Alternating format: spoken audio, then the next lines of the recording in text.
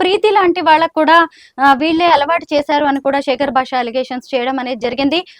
అలాగే వీళ్ళ విల్లాలో అంటే రాజ్ తరుణ్, లావణ్య కలిసి ఉండే కోకాపేటలోని ఒక విల్లా అయితే ఏదుందో అక్కడ మస్తాన్ సాయి కూడా ఉండేవాడని ఈ ప్రీతి అనే అమ్మాయి కూడా చెప్పడం జరిగింది. అంటే వీళ్ళందరూ కలిసి ఆ ఇల్లు, ఆ విల్లా వేదికగా ఏదైనా డ్రగ్స్ నడిచిందని మనం అనుమానించవచ్చంటారా? అంటే ఛాన్సెస్ కూడా ఉన్నాయి. ఎందుకంటే మస్తాన్ సార్లు చాలా సార్లు వెళ్ళాననేసి ఆడియో రికార్డింగ్స్, వీడియోస్ కూడా మనం చూసాం కాబట్టి టీవీలో. అతను ఫ్రీక్వెంట్ గా అక్కడికి వెళ్తూ ఉన్నాడు కాబట్టి ఫ్రెండ్స్ అనే దాంట్లో మేబీ అక్కడ కూడా పోలీసులు ఇన్వెస్టిగేషన్ స్టార్ట్ చేసి మేబీ ఇప్పుడైతే మేబీ ఏమి ఉండకపోవచ్చు. ఎందుకంటే ఈ ఈ ఎలిగేషన్స్ అనేవి ఈ డ్రగ్స్ గురించి అన్ని ఛానల్స్లోనే వస్తుంది కాబట్టి మేబీ పాత అంటే ముందు ఈ ఇష్యూ జరగక ముందు అక్కడ ఏమైనా ఉన్నారా, అక్కడ ఏమైనా చేశారా ఏంటనేది కూడా ఇన్వెస్టిగేషన్లో బయటకు వస్తుంది. ఇప్పుడు ఇక్కడ దొంగతనం జరిగింది, ఇక్కడ దొంగతనం జరిగింది అన్న చోట, జరుగుతుందన్న చోట అక్కడ ఎవరో బంగారం పెట్టరు కదా. అలాగే ఈ ఇంట్లో ఇది జరుగుతుంది, ఇక్కడ అందరూ వస్తున్నారు, ఇక్కడ అంతా కన్జ్యూమ్ చేస్తున్నారు, న్యూసెన్స్ చేస్తున్నారు అని ఆల్రెడీ ఛానల్స్ ముందు వచ్చి అందరూ చెప్పడం జరిగింది కాబట్టి మేబీ ఇప్పుడు అక్కడ ఏమి చేయకుండా ఉండొచ్చు. ఇంకొక వైపు చూసినప్పుడు ఈ మస్తాన్ సాయి అనే వ్యక్తితో జస్ట్ నాకు ఫ్రెండ్ అని చెప్పి లావణ్య చెప్తున్నా గానీ కొన్ని ఆడియో రికార్డ్స్ బయటకు వచ్చాయి. నేను నీతో పడుకున్నాను, నేను నీతో సెక్స్ చేశాను, ఇలాంటి మాటలు కూడా ఆడియో రికార్డ్స్ లో ఉన్నాయి. ఎలా అంటారు, ఎలా చూడొచ్చు? ఎలిగేషన్ అనేది ప్రతి ఒక్కరు ఏంటంటే అది ఎలిగేషనే అంటారు. ఇప్పుడు లావణ్య 2 times కేసులో దొరికినా, ఒకసారి జైలుకి వెళ్ళొచ్చినా కూడా అది ఆరోపణ చేశారు, నిరూపించలేదు అని అంటారు. నిరూపణ వచ్చిన వరకు ఎవరైనా అలాగే మాట్లాడతారు. ఆరోపణ నిరూపణ అనేది జడ్జిమెంట్ లో తేలుతుంది.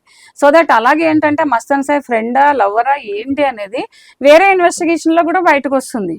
ఇప్పుడు ఫ్రెండ్ అని ఎవరు కూడా లిమిట్స్ దాటి మాట్లాడరు ఎవరు కూడా.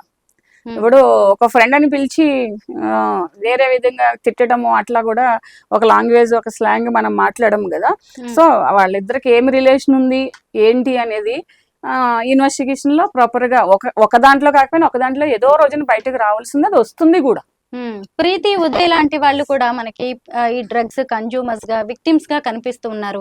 ఇలా ఇంకెంత మంది ఉన్నారో కదా. ఇప్పుడు ఆ లైవ్ లో వస్తుంది కదా, చాలా మంది అమ్మాయిలు వీడియోలు ఉన్నాయి, న్యూడ్ ఫోటోగ్రాఫ్స్ ఉన్నాయి అనేసి. మనం ఇందాక చెప్పుకున్నట్టు అమ్మాయిలకు కూడా ఉండాలి.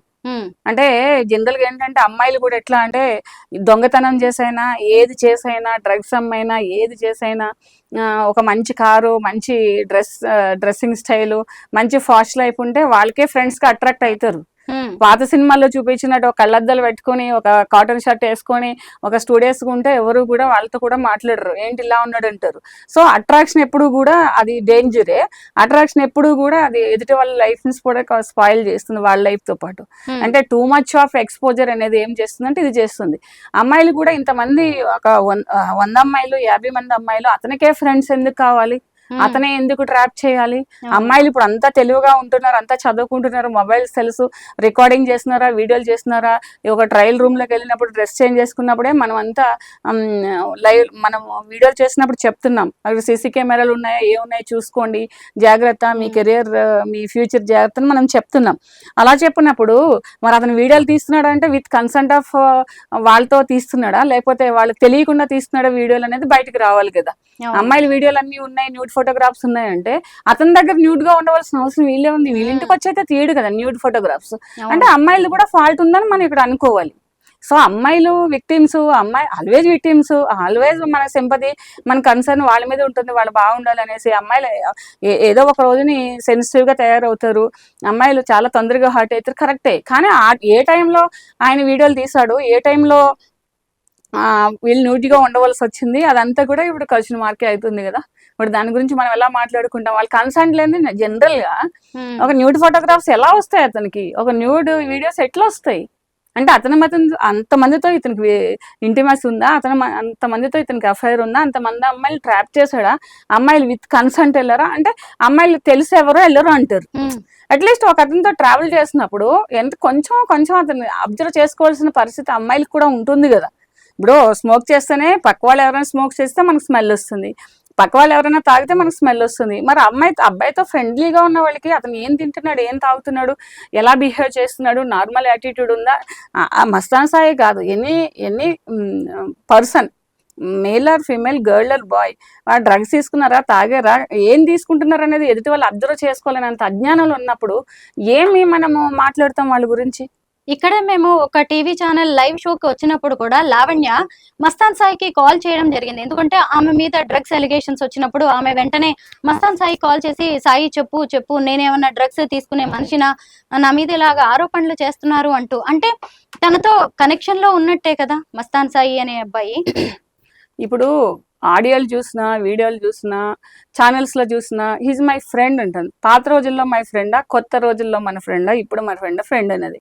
ఇప్పుడు జనరల్గా ఏమంటారంటే నీ ఫ్రెండ్ ఎవరో చెప్పు, నీ గురించి నేను చెప్తానంటారు. ఫ్రెండ్ సర్కిల్ అనేది ఇట్స్ వెరీ అంటే చాలా important, more difficulty to the అంటే nowadays to our life.